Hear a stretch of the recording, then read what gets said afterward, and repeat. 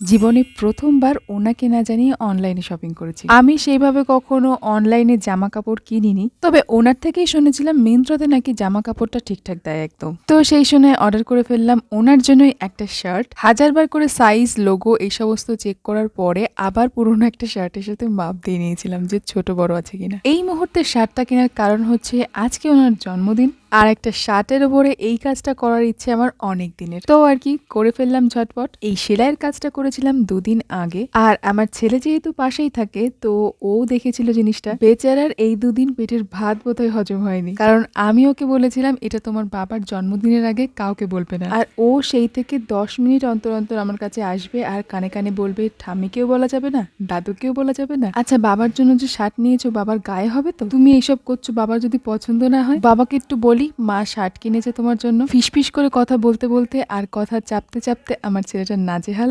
অবশেষে এই অবস্থার মুক্তি ঘটেছে, কারণ শার্টটা বার্থডে মানে দেখা হয়ে গেছে। তো এইভাবে আপনারাও কিন্তু চাইলে খুব সহজেই আপনাদের প্রিয় মানুষকে ছোটখাটো হিডেন মেসেজ পাঠাতেই পারেন। তো আজকের ভিডিও আপনাদের কেমন লাগলো অবশ্যই জানাবেন। ভিডিওর কনসেপ্টটা কেমন লেগেছে সেটাও জানাতে ভুলবেন না। আজকের মতন তবে আসি, দেখা হবে নেক্সট কোনো ভিডিওতে নতুন কোনো ক্রাফটের সাথে।